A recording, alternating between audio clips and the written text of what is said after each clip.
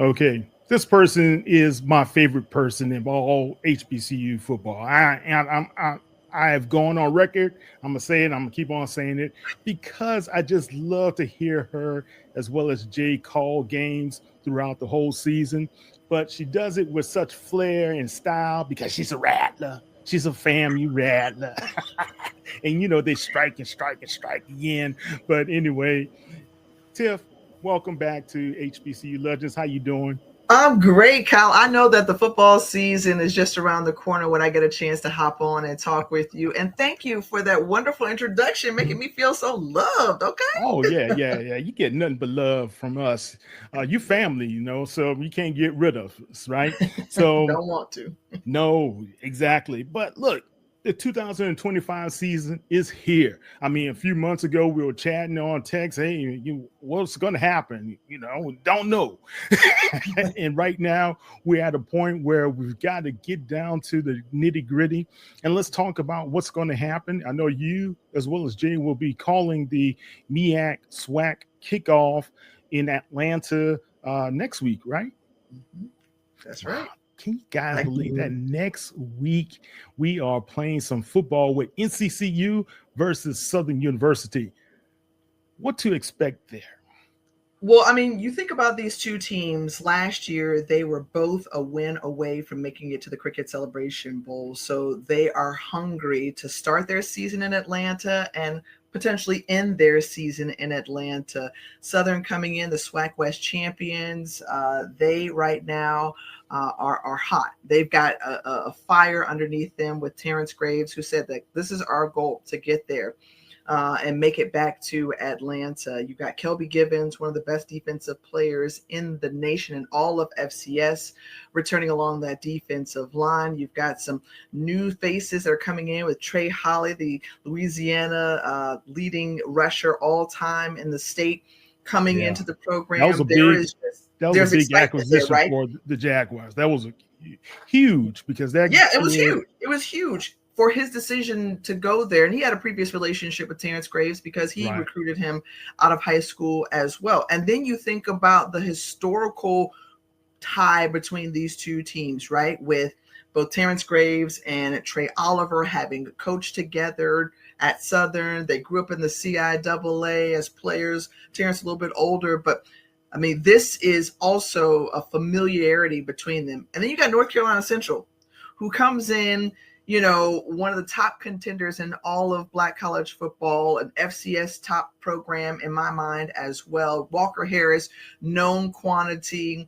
You've got that big offensive line who returns for him. So I think North Carolina Central comes in prepped prime, and this is a wonderful early season test for both of these teams in the 20th edition of the MEAC SWAC Challenge. Huge, especially like you said, for Terence Graves, as well as Coach Oliver. Coach has that bad taste in his mouth, not getting to the Celebration Bowl to repeat as a champion. But when it comes to Terence Graves, those Cardiac Cats, they were 3 games away from losing with just seconds in the game a few times last season. This season, can they be a little bit more consistent on offense, especially at the quarterback position? Well, I think that's the big question mark, right? We saw Jalen Woods last year. We'll see a couple of other guys that rotate through, and Jalen was a freshman essentially, so a young guy that we didn't know. And I think when we talked with Terence Graves during media day, it was about finishing. And you hear coaches talk about finishing all the time, but ultimately he said, look, that those 3 overtime games, especially the one with 5 overtimes against Bethune-Cookman last year, exactly, right? But at the end of the day, ended up as a dub. That's what he said. However it is that they win, he says we ultimately want to walk out of our stadium or somebody else's with a W. Yeah, look, I remember I was on the field and I asked them, I said, hey, you down here in Texas, you walk away with 2 wins. He said, we did the Texas 2-step. Now, Terrence got that mouthpiece, right? It was funny. It was funny, man. But it was good to see Coach Graves, especially a guy that had been kind of looked over all these years, and to see what he's done, as well as being able to assemble a great coaching staff with Fred McNair on the staff. I know Totten left to go to, was it Fort Valley, I believe. So anyway, Coach Graves has done a fine job with the Jaguars. So yeah, really good to see. Let's talk about your school, FAMU. You guys are going to open up against Howard at the Orange Blossom Classic. I'm sure you and Jay love to have that battle. How do you see that one kind of handling what's going on with all HBCU football, especially is it ESPNU is not going to be a ABC game as well, and a lot of people are kind of concerned about that. I think it's much to do about nothing, but what are your thoughts? Well, I know that just this college football landscape and college sports in general just shifted and changing, and it's ever changing, right? We had the introduction of NIL and the transfer portal not too long ago. Now media rights that were up for grabs and have settled. So I'm thankful that we still have that exposure and can still showcase these programs on our ESPN family of networks. The Orange Blossom Classic is obviously near and dear to Rattlers, especially here in the state of Florida, which is where I'm a third generation Floridian. So I love that it's back and it has this extra type of zest, a rematch of the 2023 Celebration Bowl. And I think the outcome, if I'm speaking as a fan, I hope that it's favorable like it was in 2023 if you attended the highest of Seven Hills. I know Jay's crew out of the nation's capital has other things in mind, but I'll say this, what I'm hearing from the camp at Florida A&M, great QB battle, a lot of depth there. Also, that running back room is stacked. And that Franklin Jr., I think, helps to lead the way for that defensively. I think they'll be solid, but I'll be curious to see, are they as strong as they have been in years past with that dark cloud defense? And then for Howard, you've got Eden James, right? So we've watched him grow, emerge, the son of Edgerrin James, the Hall of Famer. So now this is his time to kind of take over that Bison offense. And are they going to be more run first? Or are they going to hand the reins over to someone else? Noah Miles, a kid that I know from Tampa, Florida. He grew up here and went to high school here. I want to see him anchor that defensive line and what they can do. So there's a lot of optimism coming out of the nation's capital, and they got a lot to prove because they were predicted to finish fifth in the MEAC preseason predicted order of finish. Wow. Look, Noah Miles, I interviewed him a few weeks ago. Very impressive young man, very has a lot of charisma too. Yes. So I like him. And Coach Scott, he felt very positive about his team when I had a chance to speak with him a few weeks ago as well. So I think the Bison may catch a few people off guard this season. So I know you Rattlers say, long as it's not that week one, we're okay. Indeed, you want to start your year off right. Both teams do, and certainly I think coming into this season, James Colsey III, the head coach for Florida A&M, has a lot of expectations because that's placed on any Rattler head coach year in and year out. But you think about him being on staff when they won the Cricket Celebration Bowl and were HBCU national champions. Now this is, his time, his year that he's got his guys in. And I think, he's tapped the transfer portal quite a bit in addition to developing some guys. So he too is he's got a lot of expectations riding on this season. And I think he's ready. Yeah. Talk about that because it's HBCU football is weird. Because we had Coach Dooley went to back-to-back SWAC championships, and the Jaguar faithful were not pleased whatsoever, right? Yeah. And then you have a lot of rumbling is going on. They're saying guys like Coach Eddie Robinson, who I highly respect, maybe on that bubble. Even Colsey, even though he's had some success early on, we're still not quite sure about him. Why are we so impatient, Tiff? What's going on with us? We're in a right now society, and I think we're no different than any other set of fan bases across any sport in this country because you can instantly pick up your phone and Google or get information or contact the people that you need to, like, everything is instant. And so you put yourself in these positions where you know that your fan base and the expectation of the program is to win now, and win as much as possible. So I think that, that just is something that comes with the job. Eddie Robinson Jr. has done a terrific job. One of the top defenses in all of FCS the last few years. He is a defense first guy.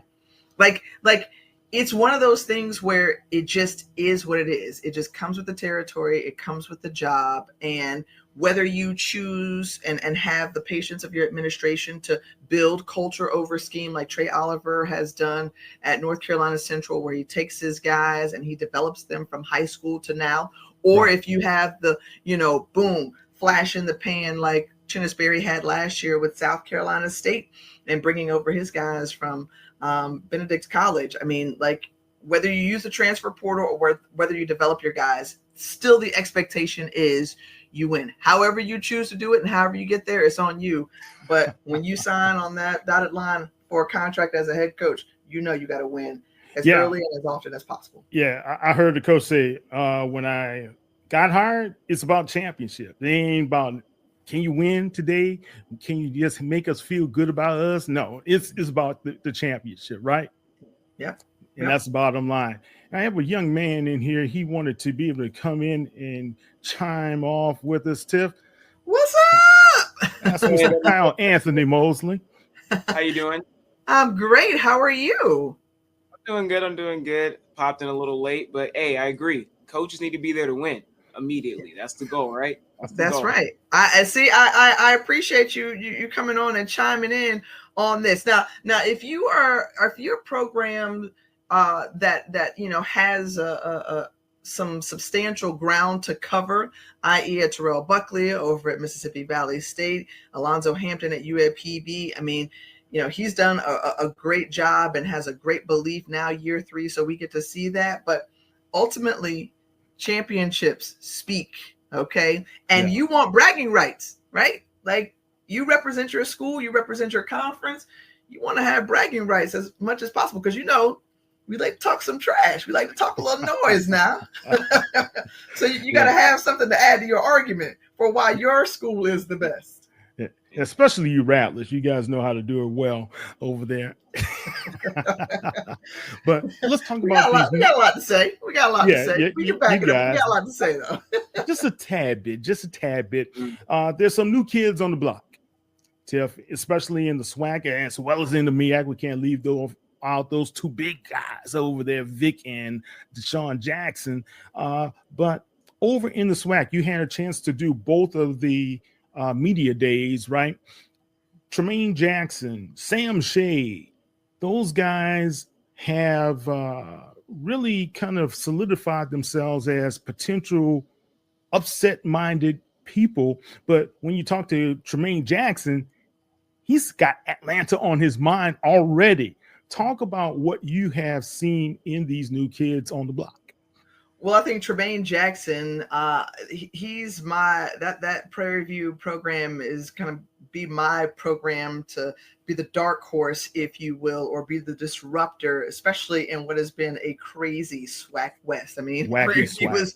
We call it the wacky SWAC West. Yeah, the wacky West of the SWAC. So I think, again, we're going to see much of what we saw with Chennis Berry at South Carolina State. Tremaine Jackson brings in a bunch of his guys from Valdosta State and other places to try to have that immediate recipe for success.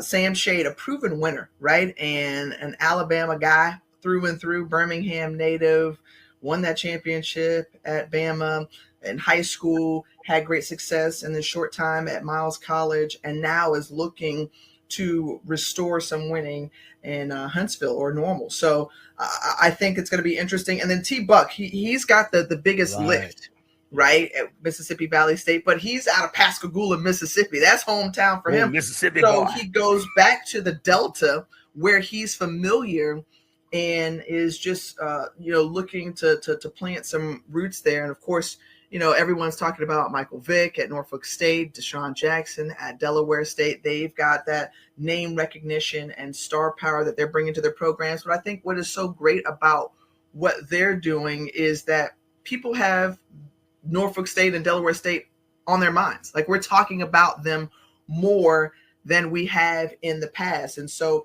when you think about, well, is it a good decision to hire high profile coaches or former NFL players? I think from a marketing perspective or for sharing your story, yes, it can be a good thing because we are talking about these schools more and more, which provides now an open door and opportunity for a greater mass to learn about things that we've already known about these institutions. Yeah, definitely. You saw how the NFL hosted the media day over at Ravens Stadium, M&T Stadium, right? And then you see what's happening with the Lincoln Field situation where they're going to have Delaware State against Norfolk. It's just elevating the MEAC as well, which desperately needs to be have an infusion of cash into that conference at this time.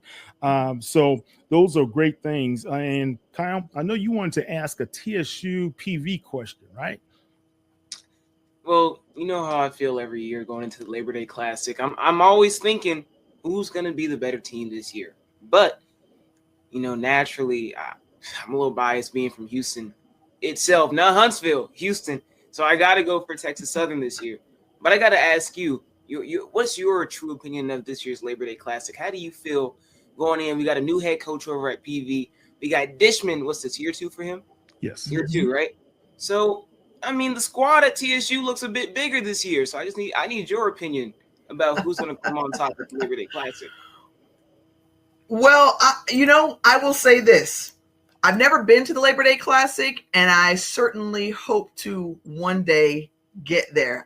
I've heard about it. I've heard nothing but phenomenal things. Yeah. And so I want to be a part, and I want to be there to experience it as well. But I'll say this. Chris Dishman was able to notch that win last year in his first season at Texas Southern. He is a guy, and that is a program that I think has upward expectancy and mobility because he's respected in the area of Houston. He played with the Oilers. So I think he's bringing in more and more guys that are going to make the Tigers really tough. I'm not going to say who I'm calling in that game because I'm not getting myself in trouble. But I will say that Chris Dishman has that program trending in the right direction, and it's going to clash with, Prairie View's, kind of new look and what will the Panthers have in 2025. So I think it's going to be a great Labor Day Classic. And for those who are going, I'm jelly. I'll try to watch it, and I hope to one day cover it. Yeah. Well, we will be there. Lucky y'all. Please. What you say, Kyle? She can live vicariously through us. We're gonna post all the videos that we can from the game. So go ahead. Yeah, he's on the sideline doing the video and photos. So that's his forte, man. So but a great seat then. Yeah, he has a great seat. I got to ask about one player, KJ Cooper. Last season for the Tigers, of course, that first game that he took over and dominated up there in PV for Texas Southern. He gets injured, and then he's out for the rest of the season. As well as Texas Southern had ups and downs, ebbs and flows of the season as a result. But if you look at that kid and you got a chance to meet him and see him firsthand, he kind of gives me the Cam Newton-esque type of qualities that you'd like to see. And he has a great arm to him as well. Talk about what you think about KJ Cooper and what he will bring to the Texas Southern program. Oh, did we lose Tiff? I think we did, actually. Oh, okay. Let's see. We'll bring her back in. Well, Kyle, what are your thoughts about KJ Cooper? I mean, of course, we only got to see a lot of him in that one game last season. But from what I did see, I mean, we got a great package of quality. I mean, we got to see what he was good at. Good on the scramble. He's got good reads, goes through his 1, 2s, and 3s very quickly, doesn't waste time in the pocket. And he seems comfortable back there. for the most part. And I mean, with this new look TSU offensive line, he should feel a lot more comfortable in the pocket, giving him a bit more time back there. You know, he's getting his reads done already, so you give him more time, he's just lethal. And I don't know how the receiving course looking. I haven't been at training camp and I haven't been at practice, but I mean, I think regardless, he's going to do great just with his skill. Okay. Kyle, I dropped out there for a second, and I'm sorry about that. Not sure exactly what happened. I know my boy Kyle certainly. Yeah, when he filled in for you. Matter of fact, I think KJ Cooper, right? Yeah, I think ESPN, while you were down, they sent over a contract for him. So they sent me $1,000 from Shannon's old contract. They said I could have it. That was very kind of them to do. Oh my God! Really. Stay ready, so you don't have to get ready. I mean, I love it, right? Yeah.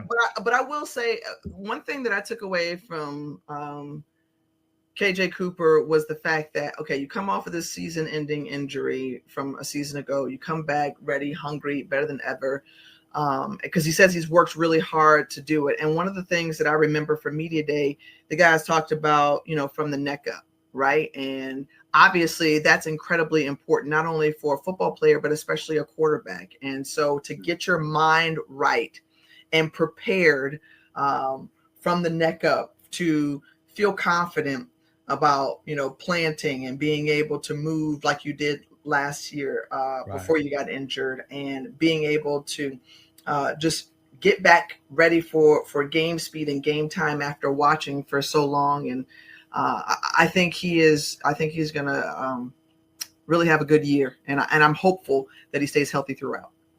Man, one thing I noticed about him, he's a lot more comfortable, more confident in himself. When we first met him on the sideline at a spring practice game that Texas Southern had, we were looking up at, I was like, wow, this kid is impressive then. But he was kind of quiet and reserved. He's no longer that.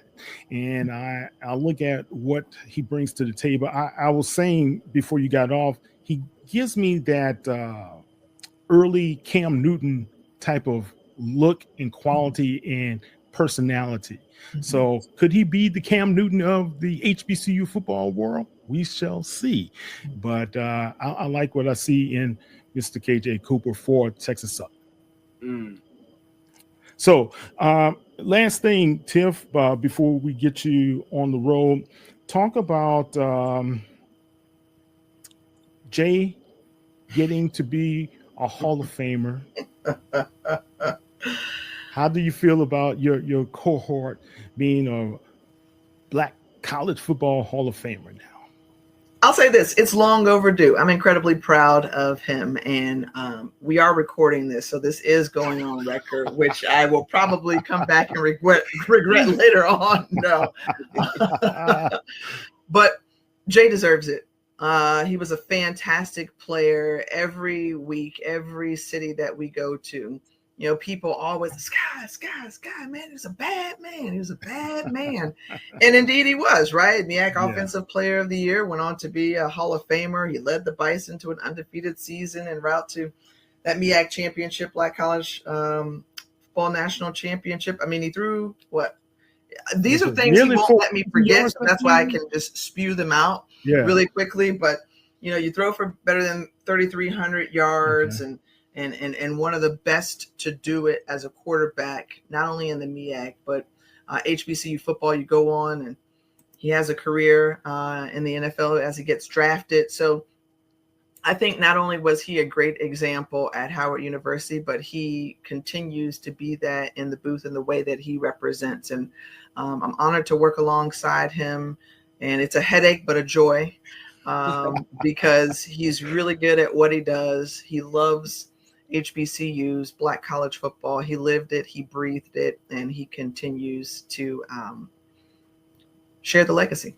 Yeah, it was great to hear him do some baseball. He called that SWAC baseball tournament, right? Yeah. I was like, look at. Well, before he was at Howard, he was at LBC, and he had an opportunity to throw a few, and was a pitcher as well, and had the decision to make, and decided to stick with football. But that's very common with quarterbacks and pitchers. So I'm very I'm very impressed by Jay Walker, and I don't say that easily or often, but I am, because he was a dude. Look, I'm impressed by both of you guys, and as well as you know how I feel about you. But how many years has it been for you and Jay in the booth together? Oh, I want to say we did our first game together in 2017, and that was the one that was news making back in, what was it, Alcorn State and Alabama State in 2017. And so we've been that's a big game. ever since. Yeah. And it's been a fun ride.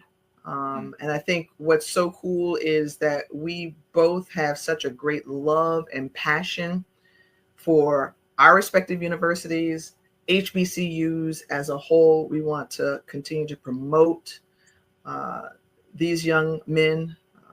They're terrific athletes, but they're also phenomenal students who are going to go on to be great people.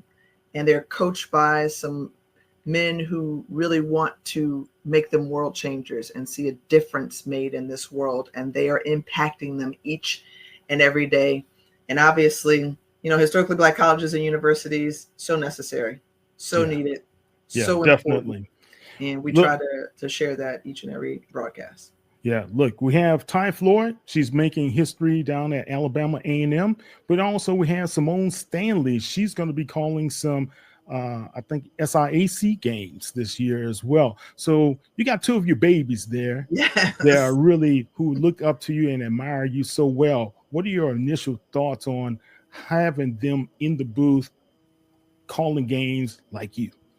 I'm incredibly proud. Like, I'm a mom of two boys, so I can say this like somebody's mama, right? Those are my journalism babies. And I've known Ty since she was a high schooler, and I was working in local television back in Orlando, Florida, and to watch her journey and progression just brings a smile to my face each and every time, because I know the work that she's put in, the dedication, and just betting on herself and never giving up, always believing. And now she finds herself with this wonderful opportunity, which I know she's going to knock out the park. And then Simone, who I met a little bit later in life in my TV career, and I've just been impressed with her. I mean, she's just entrenched in HBCU sports.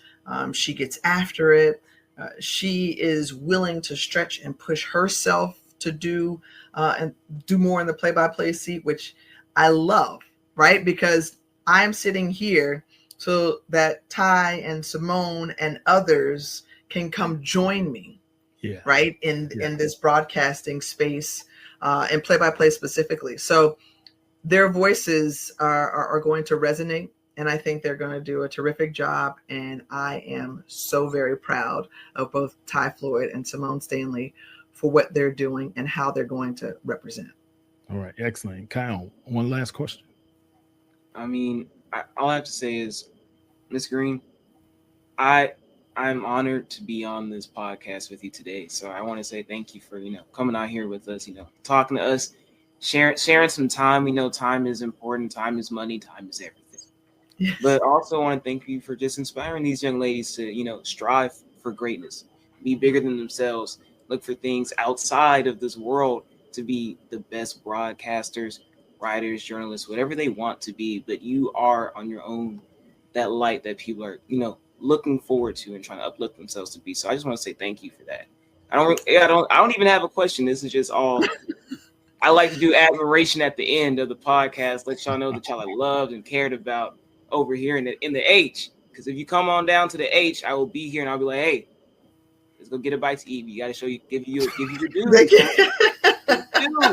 For real. But sincerely, thank you. I sincerely appreciate that. Your words land. Please know. And I'm a woman of faith, and I want to just add this in here that I was reading my devotional, and it was Matthew 5:16, right? Let your light so shine before men that they may see your good works and glorify your Father which is in heaven. And God has given me this platform to glorify him and be a light in this world. So thank you to Kyle Squared for That should be a new title of this podcast there. Kyle Squared. Kyle Squared. Come on now. I see it because Kyle, he is certainly following in your footsteps, and he is ready-made. I mean, he's quick. He's sharp. He's always been quick. That's the problem. Hey, hold on. I use my smarts for good. I promise. No evil. No evil. but he's also a pretty talented writer. He does our cultural writing. So anyway, Tiff, thank you so much for giving your time and allowing us to kind of pick your brain. But yes. You're here in my heart, and you always are HBCU Legends family, no matter what anybody says or do, right? Yeah. So tell everybody how they can follow you out there on the World Wide Web. Oh boy. So you can find me on Instagram at Greene with an E 34. That was my line number. And really? Also on X, I kind of use it. Kind of don't, but it's okay. Tiffany A. Greene as well. But I hope to see everyone August 23rd. That's Saturday night at 7:30 p.m. on ABC for the Cricket MEX SWAC kickoff challenge between North Carolina Central and Southern. Hey, we will be there. The Eagles against the Jaguars. That's right. All right. Well, thank you so much, Tiff, and thanks, we love you and keep up the great work. Guys, you can follow us at HBCU Legends. Oh, Kyle, I apologize. Tell everybody how they can follow you, sir. Man, you ain't got to apologize. I didn't even think about it. Y'all can follow me at Kyle Anthony Mosley on Instagram, Kyle A. Mosley on TikTok, and what's the X handle? Mosley Kyle A. It's different. KM. Yeah. Kyle Mosley, KM. He knows it better than me. Yeah, so there you go. Hey, let him tell it. All right. And you can follow me at HBCU Legends on all social media platforms, as well as at KTMOZE on social media as well. I'm Kyle T. Mosley. That's Kyle Anthony Mosley. And that's the incomparable Tiffany Greene. Thank you, Tiff. Thank you. Take care. Okay.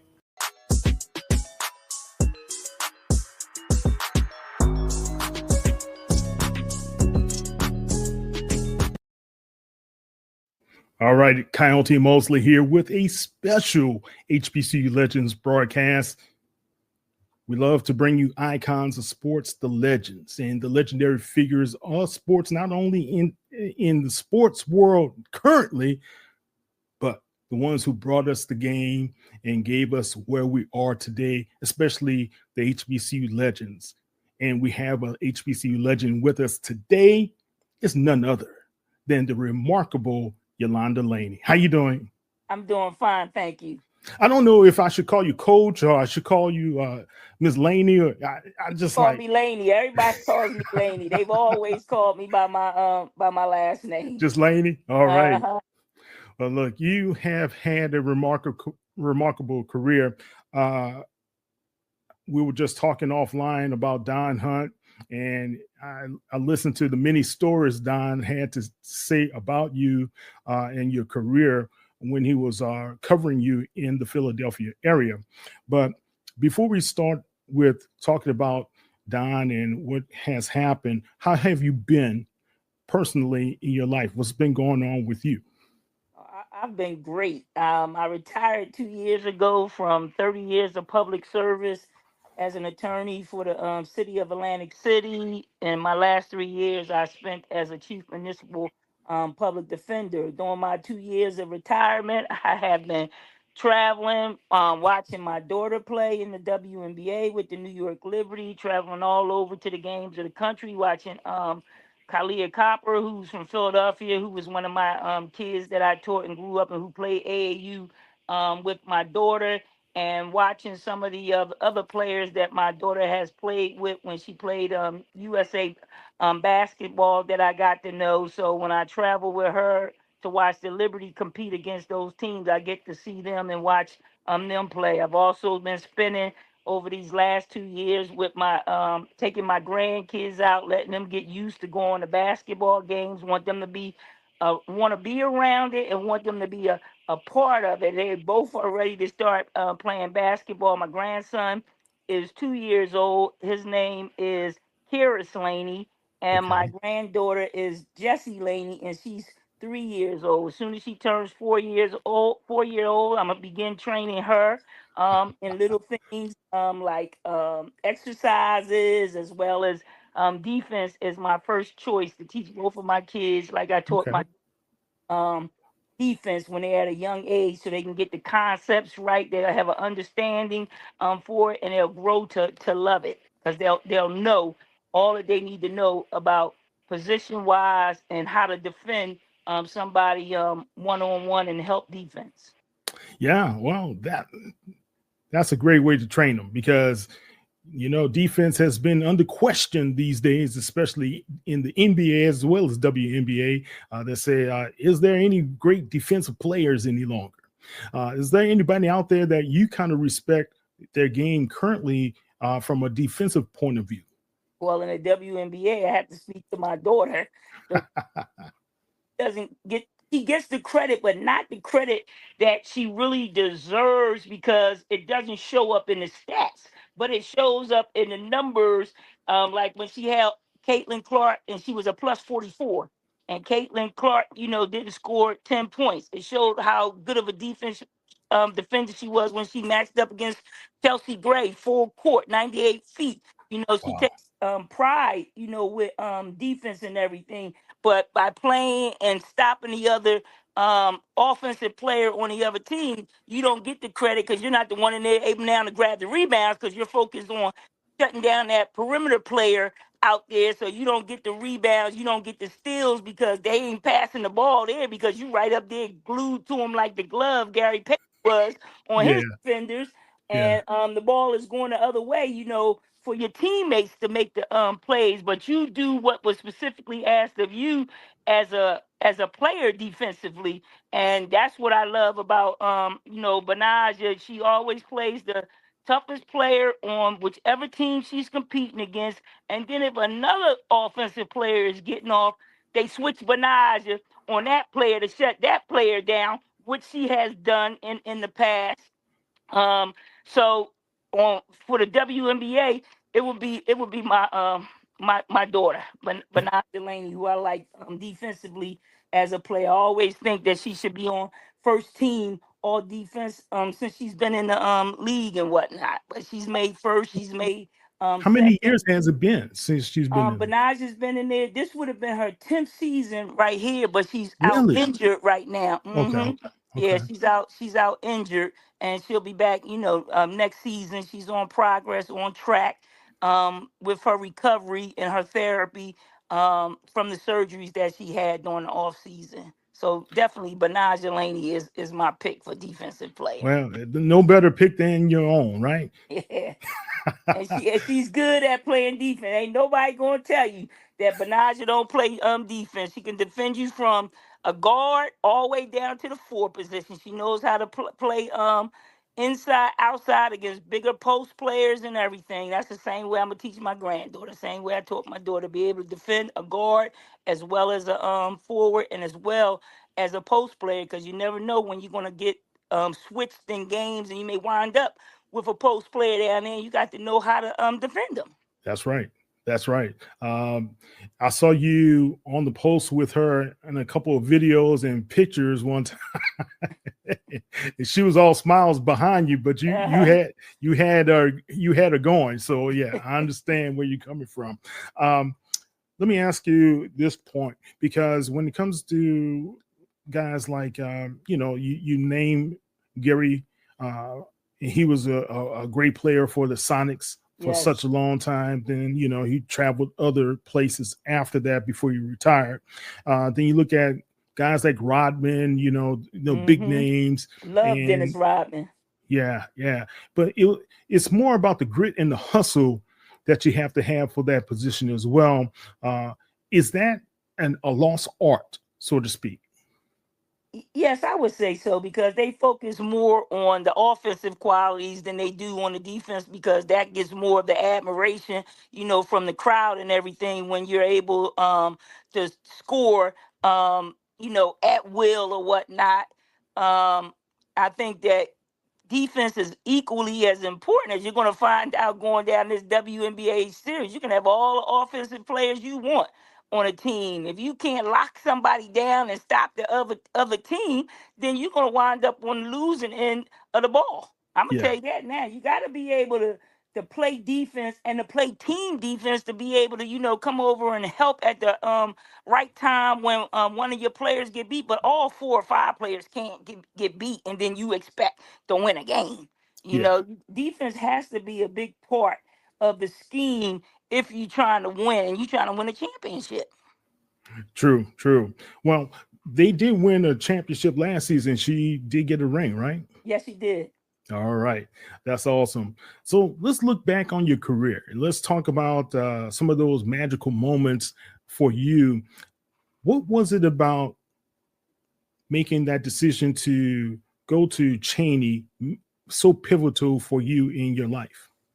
Well, it was pivotal to me because I followed the dream that I had when I was in 3rd grade. The Bible has always been my favorite book, and I grew up. My mother raised me to know the Lord, to know the ways of the Lord, and to try to pattern my life after the Lord. So when I was 8 years old, I was in 3rd grade, and I was on my way to school at St. Vincent's Catholic School up in Germantown, and I dreamed that I was on a bus, and then this guy got on. He had a bush, he had a blue and white jacket on, and when he went by me after paying his fare, it said Cheney on the back of it.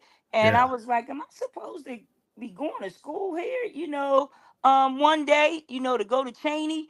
And so, I never thought about that dream again until one of my recreation directors at the Mantle Recreation Center said, look, I want to take you someplace. I'm not going to tell you what to do. I just want to take you someplace and show you what's in your backyard. Because at that time, I was considered going to the University of Kansas and playing for Marion Washington, who was from Westchester. And she was one of the few black coaches, along with Coach Stringer. It was only them two.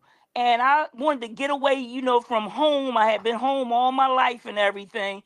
And I said, I met some players on the road from AAU who were also from Connecticut, Tracy Claxton and Karen Drawn, who were also going there. And I was in heavy conversation with Lynette Woodard, who was the star out there at the University of Kansas at the time. And I was like, right now, that's my top choice. So he said, I just want to take you somewhere. So he takes me up to Cheney State College. And it hit me, bam, this is the dream I had when I was in 3rd grade. It was a doubleheader being played that night, the men and the women. Okay. And the women's game was first, and they were so awesome. I mean, I didn't know I had school right here in my backyard because I wasn't reading college stuff. I was only reading high school sports when I was in high school, about Gratz, about Wim, Penn, all the different teams that I would compete against. University City, where I went to school at, we stayed in the paper. So I was like, Cheney State College, I go up there and I watch the women trounce whoever they're playing up there, and then the men played behind them. And I knew Coach Cheney because Coach Cheney would be down at the Sunny Hill Community College League down there and at the high school league because he recruited players, from coming down there, watching them to go up to Cheney. So I watched the men, and I was like, it was just dynamite. And then while I was there at that game, Coach Stringer's assistant, Bunny Schaefer, may she rest in peace now, she came over to me, saw me sitting over there watching the game. After their game was over, and said, Coach Stringer would like to talk to you. And Really? I said, me? And she said, Wow. yes. I get up with her and I go in this small classroom, and the other assistant coach, Miss Ann Hill, who also, rest in peace, is in there with Coach Stringer. And Coach Stringer says, girl, I've been looking for you. I've been trying to Wow. get in touch with you. And I said, well, ain't nobody told me that you was trying to get in touch with me or that you were even recruiting me, or anything. She said, yes, I've been trying to get in touch with you. I've been sending stuff to your school. I've been calling there trying to get you during your free break time, And no to one speak told with you. you? And no one told me. So after I Wow. had that conversation with Coach Stringer, I personally gave her, my home address, my telephone number, so that she could be able to get in touch with me and everything. And if she wanted to speak to my mom, she'd have the opportunity to speak to my mom also, because I told her I would soon be making a decision on where I was going to go to school. And I let her know that, right now, that first choice was Kansas. So Kansas. then I wound up going back to high school the next day, and I asked my high school coach, has there been any packages or anything coming here from me from Cheney? Because Mr. Wright took me to Cheney last night, and she said she been sending information here, and I didn't get it. And then my coach told me, yeah, the stuff has come, but I didn't really give it to you because you was talking about going away. You wasn't talking about staying home. You was talking about going to University of Kansas. And I said, well, it's still my decision. So anything else that comes to me here from me from Cheney, I want that information. And so, because that next week I narrowed my schools down to 5, and I said the 4 that were originally in my thoughts, and then I said and Cheney as the 5th school. Knowing now this powerhouse is sitting right here in my backyard. My mom will get the opportunity to see me play, every game, because my mom came to every game that I played. She would take off her lunch during my game time at 3 in the afternoon and wind up and sitting there watching me play high school sports and everything, supporting me. And so, after that, I was like, reminded of that dream I had, and I asked my mom, I said, Mom, I know we talked about Kansas, and that's where I was going, and I know that's what my coach talked to you about, but I need you to do one thing before I make my final decision. I need you to come up to Cheney State College with me and watch a game. And so she reluctantly agreed because she was thinking I was going to Kansas. So we go up to Cheney to the next home game. It's another doubleheader. After the women's game was over, I was out in the hallway talking to some of the players. She came to me and she said, you can come to school here. She had Really? such a great time because she had went to, she only went for a year because she wound up getting pregnant, but she went to South Carolina State. She was a Really? freshman at South Carolina Wow. State. A And bulldog. yep. So I was like, thanks, Mom, because I'm going to let the coaches know, because I'm ready to get this all behind me. I know what I want to do, and I believe is what the Lord wants me to do as well, based upon the dream that I had when I was in 3rd grade, and it turned out to be the best move I ever made, career-wise, college-wise, playing, because even though I went to a small HBCU, and Cheney was a very small HBCU. We wind up on top of the mountain, playing in the first NCAA championship, with women's championship game. Yeah. So, it was the best times of my life in years that I never will forget, and the people that I met there are still my friends for life right now. So, that's what made me choose Cheney State College. Man, that's a great story. And it was great that your mother still trusted you enough, even after watching the team. Did she have a chance to meet Coach Stringer as well after that game? Yes, she did. She actually did have a chance to meet Coach Stringer, and they talked a lot. And even when my mom was sick and knew she was going to be passing from colon cancer, Miss Stringer and them were in town playing in a tournament in Philadelphia, and I had just came back from overseas during the Christmas break from playing over in Switzerland. And lo and behold, Coach Stringer and Miss Hill, the assistant coach, walks into my mother's hospital room. And I was like, how'd you know my mom was in the hospital? Yeah. And whatnot. I didn't even know, that she still, followed, with my mom and everything, but she did. And she sat there for about an hour and a half, 2 hours, visiting my mom at Hanneman Hospital. Man, that's special. That's special. Yeah, it was. And that's like a testament to who Coach Stringer was, right? Mm-hmm. She's very caring. I've read some other information about how she really made you guys feel like family. Right. And that we did. And we always would say team together and we were one family. That's the men and the women both together. That's what we would always say, team. What if everything you've been taught about happiness is wrong? We chase careers, approval, more stuff, hoping it'll finally make us feel fulfilled, but it never sticks. What if happiness isn't out there, but already inside you, just waiting to be unlocked? Discover the book, The Happiness Experiment. Every person has a unique happiness type, and when you understand yours, everything shifts. You'll stop chasing and start creating joy on your own terms. Discover your happiness type with a free happiness type assessment. Go to myhappinnesstype.com. That's myhappinnesstype.com. It takes just a minute and it might change your life. Then grab your copy of The Happiness Experiment at Books A Million. This isn't just a book, it's a practical framework, a journey inward. It's a tool to help you reconnect with the happiness that's been waiting inside you all along. Pick up The Happiness Experiment and start your happiness experiment today.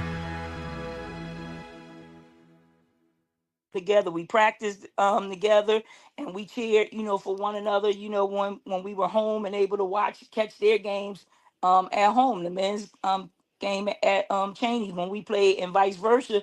When we played, the men came out to support us. We was one big family. Wow, Coach Stringer, Coach Cheney. Oh man, that's just two legends right there that you had to be able to kind of if you had to bounce something off. If Coach Stringer was around, you always had Coach Cheney to possibly help you out as well, correct? Correct. Yes. Wow. We practiced with the men. We were the first school that ever do that. Men and women Really? practicing together. Yeah, we practiced together at least for the first hour of our practice before we separated and went to our separate course. We did our offenses against their defense, and they did their defenses against our offense. We ran fast breaks together. We conditioned together. We did shooting drills together for an hour at all of our practices, and then we would separate to work on our individual stuff with our teams. That is really groundbreaking news for me to hear, right? But do you think that should be or could be implemented more at some of the programs to kind of help both of them strengthen certain weaknesses that they would have, especially women playing against the men? I'm pretty sure you guys had to run with those guys as well. Exactly, definitely. It got us to get our speed up. It also made us have to shoot over. And if we could score against the men, we knew it would be easy for us to score against the women because the men are bigger and they're stronger and they're better leapers than women. And we got our shots off. We wasn't getting our shots blocked. It made us think more, be more focused. It made us concentrate more, because we wanted to win the games that we played the 10, because we played the games where, if they stole the ball or whatever, they got 2 points on defense. We scored, we get 1 point and vice versa. And we didn't want them thinking that they was just going to roll over us and beat us. We was determined to show them, hey, we can win against y'all, as well. But it helped prepare us, by going up against the guys, more so making it easy for us when we had to play against our female competitors. And in answer to your question, yes, it would help, but they started going to getting practice players. So now you find that the college schools, they'll have male practice players that they go up. And it's not like teams going against each other. It's male practice players, and then the men go up against themselves or sometimes male practice players. But you hear a lot on the collegiate level about the women having competing against male practice players because it makes it tougher for them. It makes them work harder. It's going to make them stronger. It's going to make them more focused also. So, that's the edge that we had, always being challenged during our practices against the men, competing against the men's team. Yeah. If I recall, I saw an article last season where Dawn Staley praised her male practice players for helping them and to be able to win the last couple of championships there down there in South Carolina. So yeah, that's awesome. So you had an HBCU background. Your mom went to HBCU. Other family members, I would think, probably attended HBCUs, right? Yeah. Yes. And when it came down to after you went to Rutgers, you obtained your law degree. Now, I got my law degree from Temple. That was a misprint in a paper when they said Rutgers, but yeah, it's actually Temple University. Temple. All right. Excellent. So when you went to Temple, got your degree, but you chose to defend people in Atlantic City. What brought about that decision? So what happened, I was a counselor at John Chaney Sunny Hill basketball camp during the summer leagues, and a Superior Court judge used to bring his son, David Brathwaite. The judge's name was Dennis Brathwaite. He was a judge on the Superior Court in the criminal division, and he heard that I had just passed the bar, that I was looking to practice law, and he asked me, would I be up to doing a clerkship? And so I said, sure, I'll be up to doing a clerkship. It was only for 1 year, and criminal law was always my favorite over civil law. I like criminal law the best, and to be able to start my career off working and seeing other attorneys, in court and get used to the courtroom persona, I said, I most definitely will. So I wound up clerking for a year over in Mays Landing at the Superior Court criminal division. And then after that, I spent less than a year at Harvey C. Johnson's law firm over in Camden, thanks to Judge Brathwaite, who knew the gentleman back from when they went to school, and he had his own practice and everything. So I went right there. And soon as, because I always told Judge Brathwaite that I wanted to be a public servant and whatnot. And soon as the opportunity, he was friends with Jim Whalen, who was the mayor at that time, back in 1993 in Atlantic City. As soon as an opening happened there in the city of Atlantic City solicitor's office, I got a phone call from the director of human resources, Karen Upshaw, who also clerked for Judge Brathwaite at the criminal level. And she asked me if I would be interested in being an assistant city solicitor for the city. And I said, yes. I said, I've always, just all I ever wanted to do was be a public servant. And so I wound up going down there and staying, down there in Atlantic City. And 26 of those years I spent on the civil side, but I got to live out my dream and be on the criminal side as a chief municipal public defender the last 3 years of my career. And I truly, enjoyed that, because it's so challenging when the eyes are against you, when you think the prosecution got all the evidence and everything, and all they're going to do is want you to accept plea deals and stuff. And I'm not the pleading kind. I've always been a fighter. And as long as my defender wanted to be a fighter, hey, we're going to take this to court. We're going to fight this matter. And, we wind up winning a lot of cases and getting a lot of cases dismissed, more so than other public defenders who have been down there since so I've been told when I took over the office for the past 3 years and whatnot. So, and I really enjoyed that, because I've always enjoyed working with and helping people. I've been a people person all my life. That's outstanding. Look, it sounds like your days of a athlete help prepare you for the defender's office and your civil work. Yes, because as an athlete, you got to be disciplined. Okay, so, and it takes a lot of discipline with the type of defenders you have to advocate for, and everything. And sometimes they're your biggest challenge, just being a defendant, because they already have this preconceived notion that the public defender ain't gonna do nothing but accept a plea deal and try to convince them to take a plea deal. And that's not something I ever did the 3 years that I worked there. I said, if you want me to seek a plea deal for you, I will. If you want to go to court, we will go to court. We'll try the case. Whatever it is that you want, I'm going to do what's best for you. And so I let them make the decision, and that's how we roll, for those 3 years. But being an athlete, like you said, it does. It plays a part in every aspect of your life, not just, working, when you're dealing with business or anything else. Your discipline from sports and your team camaraderie that you learn from being a part of a team, and the leadership and everything, it's a part of you in every walk of life. Yeah. Speaking of life, did you pass any of those discipline ways down to your kids as well? Oh, most definitely, and I'm looking forward to doing it with my grandkids as well. Even like the kids that I've taught outside of my own kids over 40 years.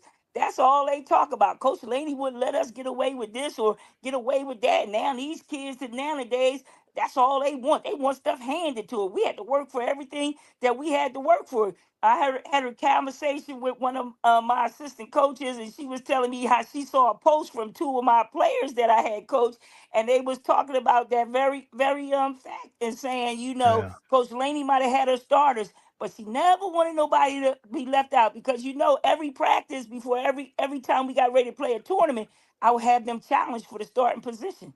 Oh, I really? let the ones who were not the starters challenge to see whether or not you could take them for their position. And they couldn't because the starters were the starters, and that's why you chose them in the first place. But I never left anybody out. I always gave them the opportunity to think that they could take that time and earn that time, by putting it in the work. And that's what I would do every time before we got ready to go on the road to play in a tournament. Wow. That's good stuff. That's good to know. I had a band director. He was like that as well. So Mr. Harris, he would make us challenge when we went to the what we'll call the Louisiana Musical Educators Association festivals. And he said, "Hey man, the higher we go, we got to challenge more." So Mosley, play for me, Mosley. He'll walk in sometimes just out the blue, and he'll just sit there and everybody just be waiting, then out the blue, he'll say, "Play for me, Professor Washington." And he knew some of the guys who would play well and some who wouldn't. He caught me one time, my sophomore year, when I was slipping. I had my horn disassembled, and he called on me. And I was horrible. I said, "You'll never let that happen to me again." And every time he called on me after that, he's like, "That wasn't so good." But anyway, talk about your Naismith Memorial Basketball Hall of Fame nomination. How special was that? Very special. Again, from us being a HBCU to make it to the first NCAA Women's Championship game, it made history. Every 10 years they play that game on television. So my grandkids going to get to see it, but they get to see it anyway because I have it on a DVD that was provided to us so that we will have it because it will always be a part of history. When you go down to any of the NCAA tournaments, they line up from the first game to the last game showing pictures of players, and my picture was right there when I went to a Final Four game maybe about 3-4 years ago. And come in and you see we're sitting right there. Number one, I'm bent over. Coach Stringer is talking to me during the game, the championship game, and that's the picture that they have starting from 1 up to whatever year we are right now with the tournament. So to make history, which we did, something that could never be taken away. And when you think of a HBCU, you always gonna have to say, "Hey, it was HBCU that played in the first women's national championship game." So that's something that HBCUs, not just Cheney, but all HBCUs can hang their hat on.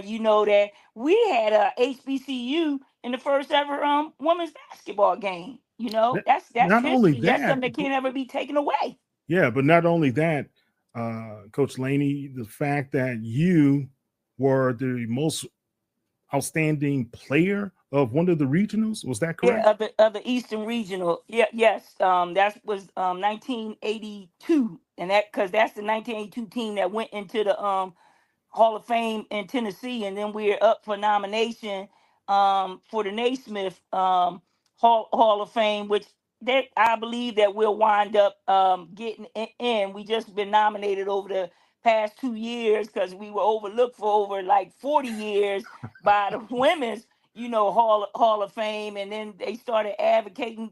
Graduates from Cheney started advocating. Wait a minute now. How can't this team or these All-Americans? We had 2 Kodak All-Americans on that team, myself as well as Valerie Walker, who was 2 years ahead of me, and nothing's mentioned, about them, and they are definitely, Hall of Fame candidates and whatnot. So, it became a strong push over the last 2 years to make them recognize Cheney State College for what they did. And, I've been getting nothing but, flowers before and flowers even up to now, because every year so far, like last 3 years, is a HBCU game tournament going on somewhere. One of the teams' name is Team Laney. I just That's had right. 2 teams this weekend. One up in the at the Rucker, At the Team Rucker, Laney correct. versus Team C. Vivian Stringer, and then in Philadelphia, where I got honored by the Daniel Rump Foundation at their classic, they had Team Laney in there as well. And a year ago, I was honored out in San In Antonio, San Texas. Antonio with the HBCU All-Star game. At Yeah. the HBCU All-Star game, and Team Laney won that first event, and it was a good game too. It really It was. was. Team It was Laney very was smart competitive, and wasn't it? came back and Yeah. wound up winning the game. It didn't look like we were going to win, but we wound up winning. I recall the halftime interview that you did with Simone Stanley. That was an outstanding interview that you guys had there. So, look, I mean, I think sometimes people overlook the accomplishments. Sometimes they overlook the historical milestones that you guys were able to create. But when you look at some of the HBCU players today, I know we had Angel Jackson a couple of seasons ago. She was drafted by the Las Vegas Aces. And I think this past year, Zay Green, she was drafted by the Mystics. But normally what has happened, and Diamond Johnson, who was all world when it comes to HBCU women's Diamond played basketball. for me when she was 12 years old. Did she? Wow. Yeah. And And she I is from always that called area. her I a forgot diamond about in the that. rough. Yeah. A diamond in the rough. That girl can go. And I think the only thing that has held her back, but I think she's gonna make her way because she's determined. She's gritty like that. It's just the size that The she's height. working Right. with, the height wise. But if she gets a fair-minded coach like how I was and whatnot, you'll see what that little spark plug and that little diamond in the rough can do, both defensively, because you think that she's gonna let you take her down there and back her No. on. She's gonna fight like crazy to keep you That's right. from taking her down low and posting her up. And then outside, she's gonna be scoring on you from a 3-level player that she is, a 3-level scorer. And she can defend and she can pat the ball and make the right decisions, pass, get people involved. Diamond Johnson is a player, and don't count her out because you didn't see her make it to the WNBA this year, right? Coming out of college, I think she's going to get the opportunity with the right-minded coach. Yeah, I know she's headed to China, right? She's going to play over there for a little bit as well. But I recall that All-Star game, the Libby's All-Star game. She came in off the bench, outscored everybody. She was the leading scorer. She had a couple notable assists as well. So Diamond, yeah. I mean, like you say, diamond in the rough. Yes. But diamonds do shine also. Yes. And hopefully she'll get her opportunity to do so. I think why haven't we had more of these HBCU diamonds to be able to shine in the WNBA? Is it because of the big name schools that most of the decision makers are looking at? I think that is part of it. I think that they look at the HBCUs not being able to compete, don't compete on a daily basis against what they call, like the Pac-10 or the Big Ten or the ACC. They don't compete day in and day out the way they do in those big Power 5 conferences and everything. So you look at the competition level that's being played as opposed to the player that's playing the competition. And I think that's why we haven't had, so many. I watched a game, a kid who went to Fordham. She was a great athlete. I just watched over in Philadelphia. And she just was so athletic and really gritty. She had that type of fire, to herself. But you coming from the smaller schools, they looking at the bigger schools, the bigger names. They looking at what they consider top tier competition, and that's who they want to give the opportunities to.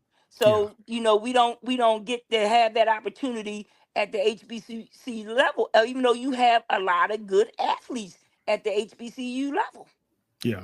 Yeah. It's kind of unfortunate because I know she was in the Mystics, not the Mystics, she was in the Lynx camp, right? And even in camp, from talking to and communicating with some of the reporters behind the scene, they were saying she was doing pretty well. But she never got that opportunity in that preseason to be able to show what she was able to do. All right. I think so, it's not to harp against anybody, but sometimes when you play the way Diamond plays and the way you say the reporters say she was doing pretty good, you don't want to put her on that spotlight to get that shine right now, because you already have veterans in there that's already got guaranteed contracts, or that's been promised, by coming into this camp and whatnot, you're going to make this team and whatnot. So I think that you don't give her that opportunity in the preseason to shine, because now you got an even tougher decision behind closed doors. You can get away with saying, okay, we let her go play someplace else when we give another opportunity come next year and whatnot. So, that's what I think happened with Diamond. Yeah, it's all about politics, right? Yes. Yeah, same thing is happening with Shador, and I'm gonna leave it like that. I agree with you 100%, and I hope he fights his way out of it too. Yeah, definitely. So, looking back, and we talked about your career. Talk about Vivian Stringer and her influence on you and how that has crept into your personal life. So, I met Coach Stringer when I was 17 years old. Like I said, when I went up to Cheney, and then she wound up coming to the playoff games when we was playing for my third city title, which we won against Winnipeg High School, and she was at that game watching me play and everything. And then when I went to Cheney, and to be under her tutelage, because Coach Stringer is a great teacher. She's very knowledgeable, and she also used art, which the first time it ever happened to me was when we would be in pregame, going in the classroom, going over plays and stuff. She giving us life lessons attached to the pregame stuff. And like, dang, I thought this was basketball. They were talking about life, equating it to life, and what would you do, if this happened, here, and how can you turn that into something that you would do in your everyday life and whatnot. But Coach Stringer, she's a great speaker and everything, but she gives you also the will to win, because she never wanted to be looked upon as a loser. She's always seen herself as a winner, even when the odds are always stacked against her. And it always seemed like, she always had the odds stacked against her from the time when we were playing. You would think that in 1982, that here we win the East. We had to go out to California to play at USC instead of USC coming to Cheney. We had more fans at Cheney than 100 fans they had at USC, and that was the reason the way they say we had to go to USC, because the arena was bigger. They would be able to sell more tickets and fans, and then we get out there and we see how we're handcuffed out there and everything that happened while we out there. If we had just played that game at Cheney, we would have probably been winning a AIAA championship. What happened? Was it, you said you were handcuffed? Were there limitations when we got out there? Practice? First of all, the bus gets late to the game. So now the first 5 that get dressed, we don't get to warm up. The first 5 that get dressed are the ones who have to go out there and start the game. So we was trying to get the starters, to be the first ones out there if possible, if not, it was whoever was dressed first, because we were late because of every day we done gone to this facility to practice, and on the game day, the bus is late. Then when we get out there to play, we don't get any calls. Val Walker was shooting a jump shot which she would easily make. And her shots never touched the rim or the net because they was hitting her on her elbow of the arm, and the ref act like they didn't see that was happening. Then they had our starting center, had 4 fouls in the first half. It was like we weren't meant to play and compete. That we no way, no how were we going to walk out of there with a win at USC, a place that we should not ever have had to go to play. They should have been coming to us. We were the higher seed. Right.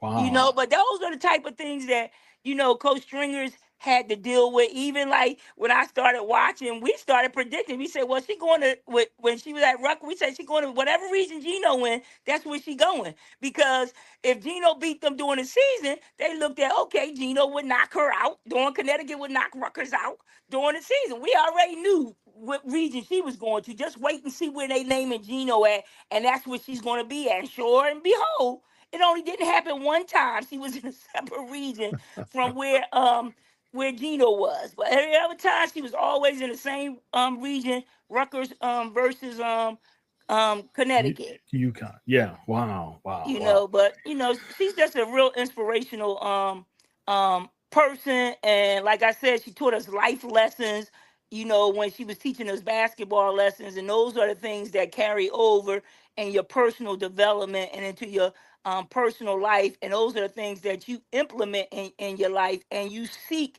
to give back to others that are under your tutelage, and to make sure that, they understand, what they need to do to continue to move forward in a positive and productive way.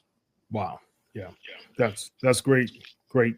Now, let me ask you a couple of questions related to the current WNBA. And when you look at the stars that have entered the league, and of course, last season, the 2 big stars coming out of college was Caitlin Clark as well as Angel Reese. Mm-hmm. Was it much to do about nothing? Or how do you see that scenario where a lot of people in the media was trying to pit those two as adversaries and foes?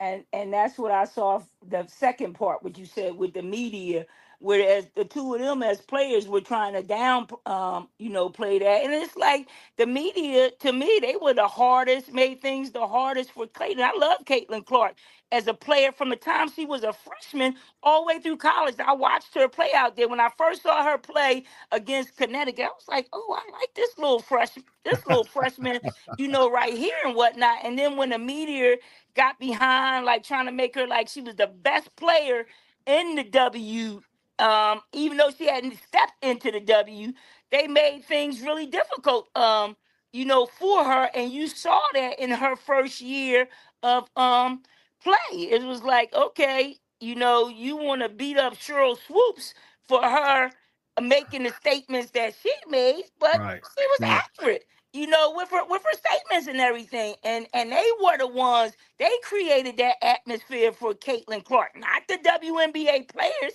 That was the media's doing. Yeah. Media has to write something, and sometimes they fabricate the storyline. Yes. And I'm media, so I can say that. I know it. And I had a ton of experience with media, so I also know what you said to be true. Yeah. Look, I got to call it as it is. Asia Wilson, and you see the career she's had over the years, and now you see the rising, and that's too surprising in my book, of Miss Collier. She's been a great player for a long time. Is there a changing of the guard, so to speak, coming or happening before our eyes? I think so, because Asia is still a great player. Okay, no doubt about that. From the offensive side as well, as the defensive side, she plays both sides of the court, and she gives her all whenever she's out there on the court. Looking at Nafisa's growth and everything, I mean, she developed the way that I've been watching. Like I said, I always watch UConn, play. They have great athletes on that team, and several of them are in the WA. And Nafisa has grown over this past season. She put that work in, so that she can get the recognition that she so is so deserving of, and that she's been getting, not only in the WNBA, but when she played in the Unrivaled, as well. She's a hard worker, from what I can see, and talking to my daughter, about her, because they're friends and whatnot, and they have conversation, and she speaks very highly of Nafisa. So Nafisa is a tough cookie, but if you know and you prepare and you know tendencies and trait, and if you're a great defender, you'll be able to match up on it. Believe me when I tell you. Okay, let's talk about some tough cookies. I witnessed these young ladies back in the way when they won 4 straight championships in the WNBA. You talked about her earlier, Cheryl Swoops. Mm-hmm. You had Miss Cynthia Cooper as well, Tina Thompson, and those crew. If you look at that team back then, compared to where we are today, could they compete against these ladies today and do it at a high level? Yes. Because I always even say that about myself when I'm sitting there watching some of these games. I was going to get to you as well. Some of these games and whatnot. But I would say yes, because you got to understand, too, if you look back when Cheryl Swoops, Tina Thompson, Cynthia Cooper were playing, those players, all 3 of them on that same team had grit and grind in them, toughness in them. Okay. Yeah. So, that when you got that, and that's what I've always looked for in players, because I've always had that in myself. I said, oh, that child right there gonna go far and whatnot, because that's the first thing I noticed. And then when you teach them and you help them develop their skill set and whatnot, they're going to be able to compete at a high level. So with the physicality that presented back when we played, these little youngsters couldn't measure up to that body-wise either. Their bodies wasn't, they're frail, strong, they got to come in and get their bodies ready. We were coming in, you would have come in and your body was already ready. Yeah, I heard a lot about that from stars that say, look, man, these guys, they come into training camp to get prepared. Mm-hmm. We were prepared before training camp. Right. Yeah. So yeah, that is good. Dawn Staley, she paid you tribute. She wore your jersey. She paid Cheney tribute, but she's always been highly respectful of HBCUs. Well, how does that make you feel? It makes me feel great, because Dawn knew that I went to a HBCU. She knew that my high school coach, who wanted Dawn to come to University City to play her high school basketball, but Dawn chose to stay in her neighborhood and go to Dobbins, because I went out of my neighborhood. I lived in Germantown, but I went to University City to play for Coach Jones, and we won 3 championships there. Dawn stayed home, and she wound up winning 3 championships there, at Dobbins on the years that she played. But it's and she knows that the HBCUs don't get the opportunities that the big schools have, and it's also a way to help the HBCUs with funding, that they so need by scheduling them games and everything. And see, Coach Stringer knew that from the time, like when we played at Cheney coming from the HBCU, they paid for us to come and play those games because we had a talented, tough team, and we were in the top 10, in the country every year. So that was a way to also help with the financial piece for the athletics at a HBCU. And Dawn understands that importance, and she doesn't want HBCUs to become distinct, because with the way everything is going now, with all these image deals and everything, HBCUs could be out of sports like that at a very competitive level or a high level, trying to be at a high level because of all the money that's floating elsewhere and not coming into the HBCU. So I commend Dawn for her foresight and being able to see what can help, what would hurt, and to be in a position to be able to do something about it. And she has done something about it. Yeah, got to applaud her. It was kind of special because last season, the coach over at Ole Miss, who she scheduled 7 HBCU schools on their 9 conference record to be able to help them out. Right. And this year, Kim Mulkey has scheduled 4. Right. Yeah. So and I think she's always had like Langston from Oklahoma a part of her preseason schedule, but to add 3 more this year was kind of special and historic for LSU. So that's really good. All right, so let's kind of wrap this up. And the way women's sports has been gaining momentum, not only from the basketball side, but if you look at the ladies tennis, people prefer to watch the ladies tennis versus the men's tennis. And I'll be honest with you, I'm right there with them, right? And gymnastics as well. How do you feel the ladies are represented from the HBCU side? That's a tough one. Looking at it from a HBCU side, because we're not represented the way that we could be represented. Explain. When you look at television and you look at the different sports and everything, this year was different. Last year was different, where you started having like HBCU classics and you start to highlight them. We need to see more of that throughout all the sports, be it football, basketball, baseball.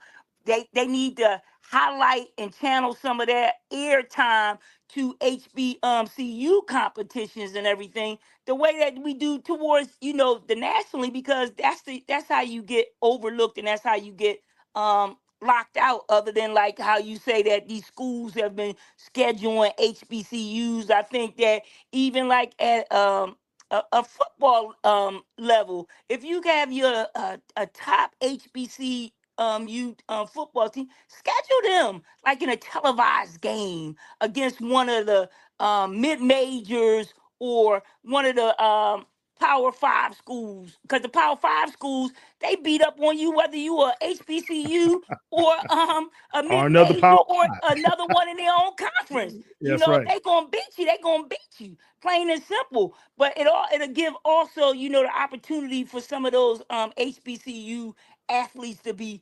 recognized, and for those families to see, hey, my kids on TV, look at all that hard work, and see you don't have to go to a nationally ranked school, to be seen, on television and whatnot. So I think that, if they become more inclusive, and not just HBCU against HBCU, but HBCU against some of those other nationally ranked schools, I think that would shine a light on HBCU sports. It would also give HBCU athletes, like inspiration, to move forward, and to see where they are level wise playing against these guys, and where they got to step their game up, too, if they want to make it to the pros. I had classmate of mine, Andre Waters, who played for the Philadelphia Eagles for like 9 years, and then 2 years with the Arizona Cardinals. Yeah. If you could have seen where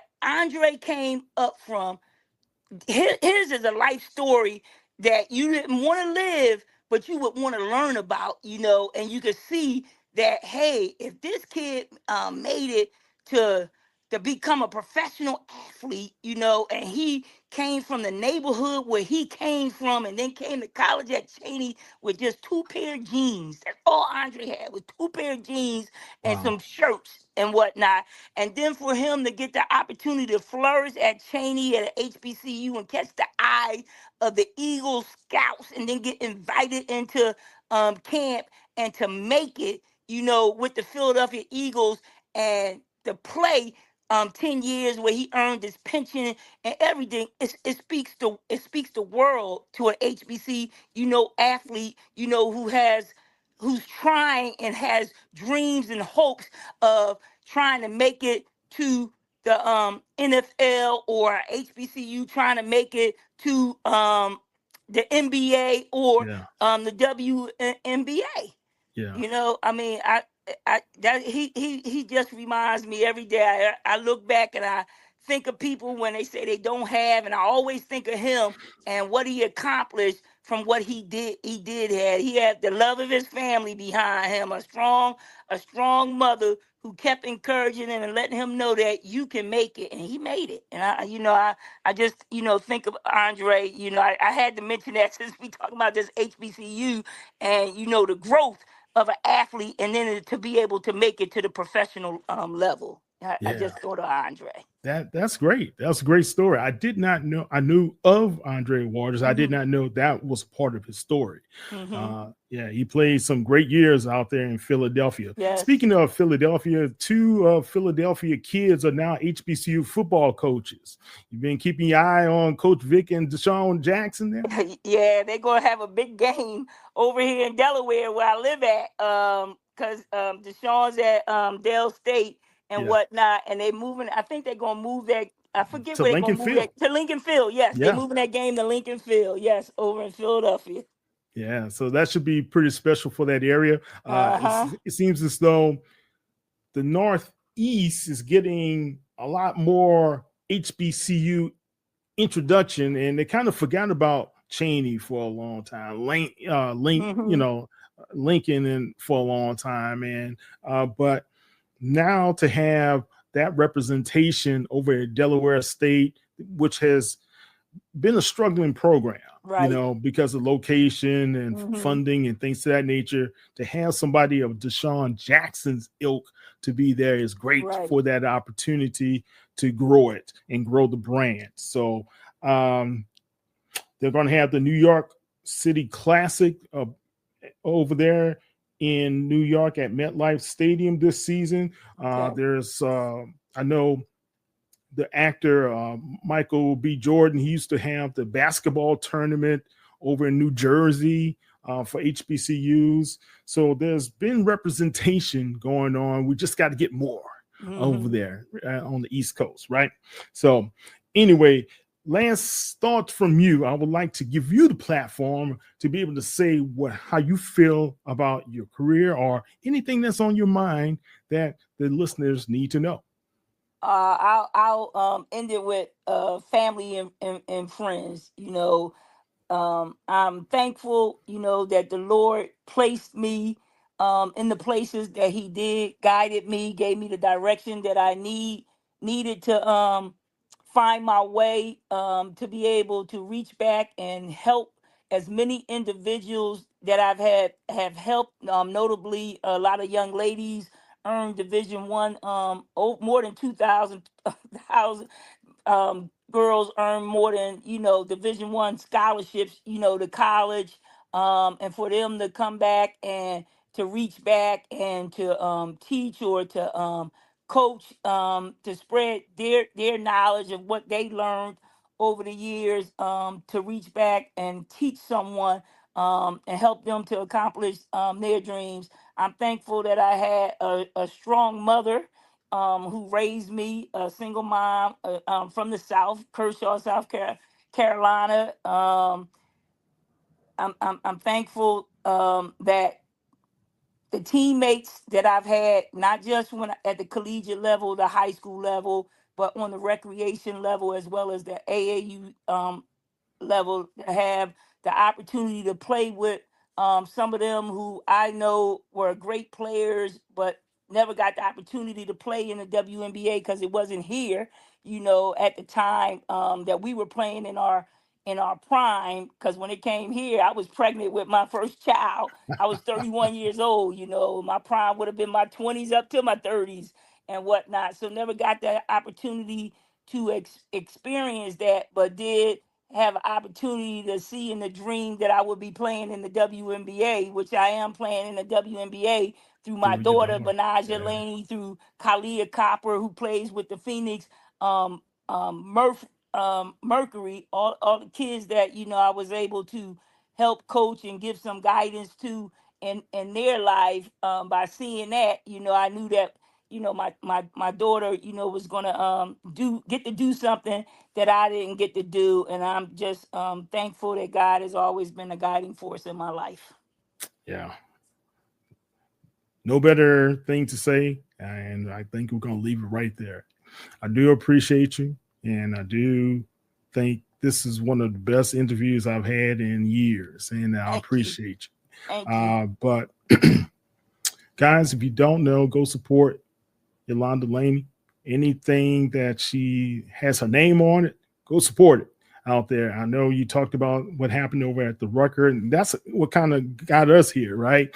To be able to meet one another is that that was a pivotal game. They had 40 HBCU stars, 20 women, 20 men out there at the Rucker Park, the legendary Rucker, and they played a all-star game this summer. So I think we need to highlight more of that and get that spotlight out there to some of these television stations, and no one picked that up. That's what was so crazy. I can understand that. So that's very, very pivotal. Now, how can everybody follow you out there on social media? Are you on social media? No, I'm not on social media. I've never been a fan of social media. And Is the your only daughter? thing social How about your media, daughter? yes, my daughter is like, she's just getting back into social media. She was, but then she stopped doing social media. And then somebody told me she posted something. I think she might be on Instagram, but I've never been on social media other than LinkedIn. That's because my daughter put me on that for professional reasons. When I was just getting ready to start with working with the city of Atlantic City. So no, you won't find me on social media. You have to know somebody to know me who has that telephone number that dial in to me, and you can get me. All they got to do is reach out to me, and they let me know what it's about, and then I'll say, yeah, you can give them my number, like what happened with us here, and whatnot. Definitely. So Hey, I'm always accessible. Before we get off, Don Hunt, talk about him. If you guys don't know, Don Hunt, legendary sports writer for the Philadelphia Tribune for many, many a year, Hall of Famer in Philadelphia and the state of Pennsylvania as well. Talk about his effect on your life as a journalist. Donald Hunt was my Dr. J, or my Larry Bird, or my Magic Johnson.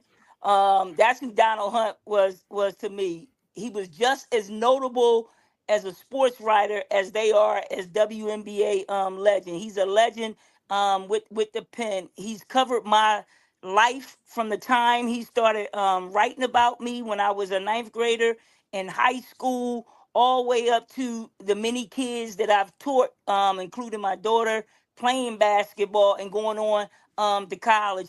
He would write articles not just on me, but on every female star in the Philadelphia, Delaware, New Jersey, Delaware Valley area. And it just so happened that most of the kids that he was writing about were kids that I wind up being connected with, because somehow they either played for me or I taught them skills and drills. And he just kept, saying, Yolanda's always been there. She's always been there. And, he was there when I got my Hall of Fame award at the Black Hall of Fame in Philadelphia, which meant a lot to me because it's coming from people who you knew from your own hometown, who watched you grow from the time you was playing in middle school all the way up to college and beyond.